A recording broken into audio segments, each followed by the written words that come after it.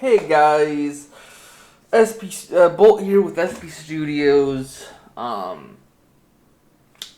doing the summary of Amanda the Adventurer. This has so many holes in it, but it is kind of how things go. So I believe from what we know as of right now, the origins is in the late 90s. Actually, probably like early mid 90s. A man named Sam adopted a girl from an orphanage known as Rebecca. She gave him inspiration through her imagination and sense of adventure that he decided to make himself a children's show using her as the main star and make it as the Amanda the Adventurer, a small budget live action show that would show her on little adventures, showing how adventurous and open our world is, and the sense of adventure can basically be one of the greatest things in the world to have. And I think in like the early 2000s, it starts catching wind, and it's a public access show, so everyone gets to see it. All these kids start falling in love with it. The parents love it because it's sweet, simple, and gets the point across without having crossing any boundaries. And it's Dora the Explorer without having any of the animation at the time. Um, but eventually, a company known as Hamlin steps in and gives them a deal that they will provide extra funding and make it into a cartoon if they were to buy the rights to it. So of course it gets made into the cartoon, which is now seen in the games, and it is Rebecca still as Amanda, but has this side character known as Wooly, which is now the Boots character to her. So let's see here.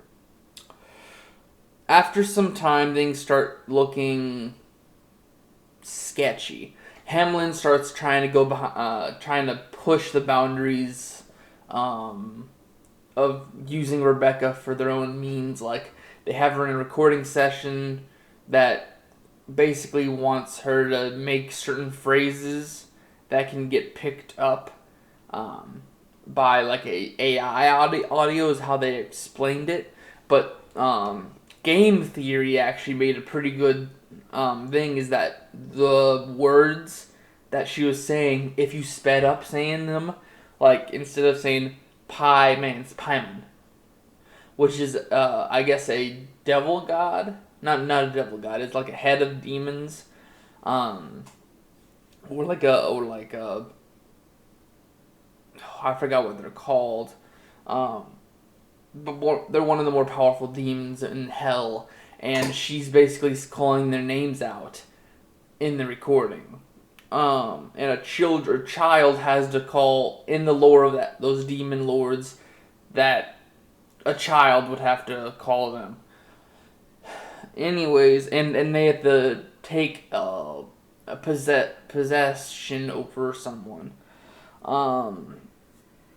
which is what everyone thinks. What game theory? Not everyone's thinking. What game theory thinks it is. What's happening is that this studio is actually a cult with a production budget that wants Amanda, who's a child that can be possessed and become the embodiment of this demon, and use her as a way to summon them.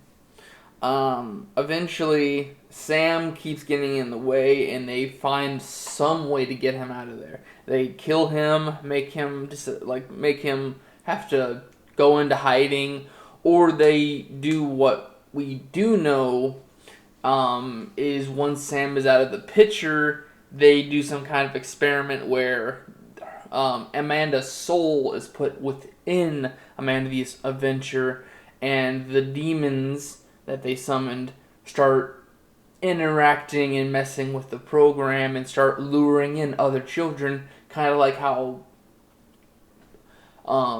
the story of the Pied Piper goes.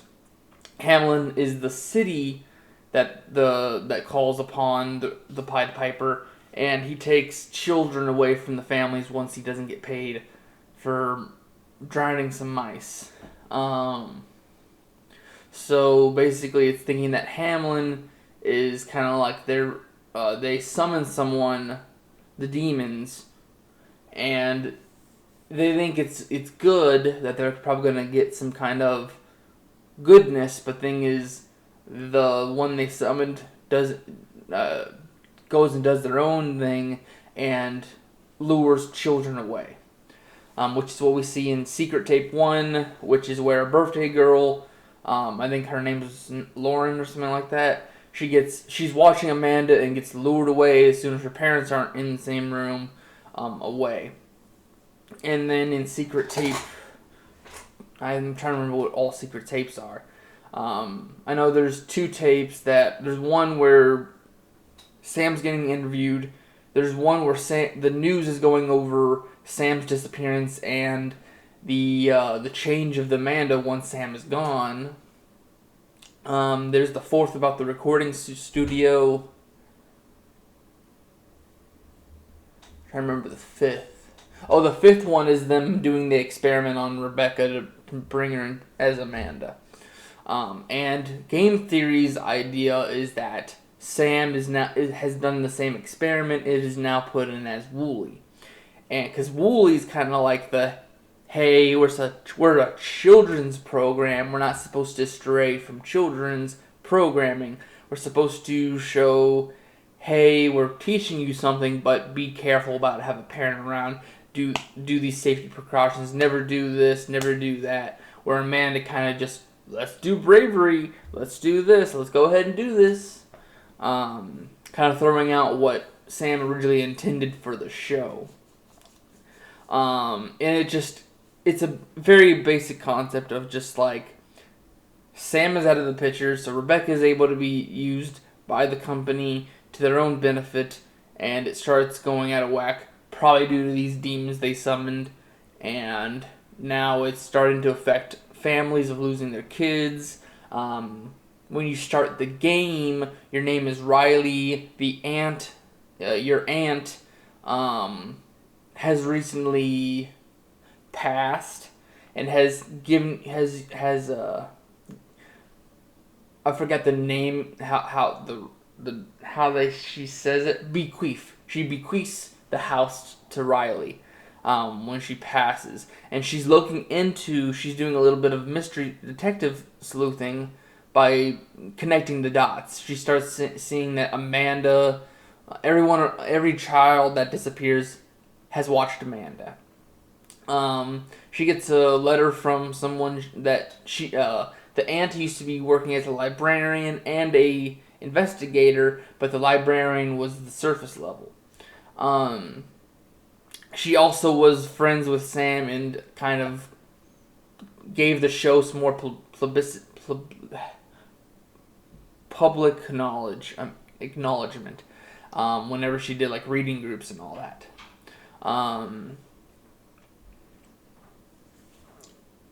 Eventually, she gets a letter from one of the people that visit her in the library saying, hey, my brother went missing. I know it's got to do something with this show, but no one would believe me. But you're an investigator. You've done stuff like this, like paranormal stuff. I need your help with this.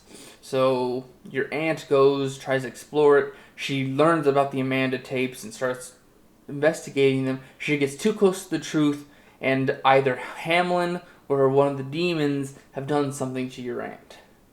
And it's up to you to figure out the rest. She's gotten most of it solved, but it's up to you to kind of do the last little puzzles.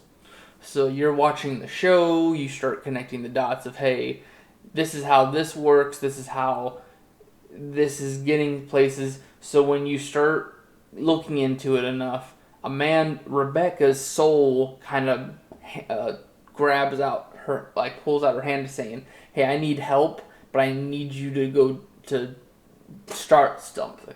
So basically, from what game theory and what you can see in the game is that her body's somewhere else rotting, and she wants you either to appease her soul and properly bury her, or free her from the thing and get her back in her body. And it's up to you, Riley, after the game. So there's probably a sequel to Man the Adventurer that will continue it. Let's see. And if you get all the secret tapes, learn all the lore, a secret, like, it's either your aunt comes back, Sam comes back, or most likely the girl that tries to contact your aunt earlier with the letter comes to figure you finally got close to the truth. So someone comes out of the shadows in a red suit and a little hat, popping into the attic. But anyways, that's really it. It's just like, person wants to make a show, sketchy company still gives funding, and wants to make it an animation show. Once they want to push stuff on the daughter that's adopted, the father is taken out of the picture to stop, have any more limitations on it. They're most likely using her to summon 3 different demon lords, and they start manipulating the show to attract more children in. And Amanda/Rebecca's soul is trying to talk to those who are trying to figure out the story and the lore and investigate. Hey, I need your help to find my body, put my soul at rest, or get me out of here.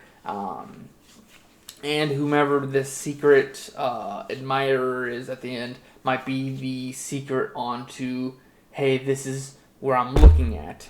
Another thing that I would like to say is, my own theory is that the demos, we had like 5 different demos. We had the little basement with all the demonic drawings. We had someone who's in like their living room watching it.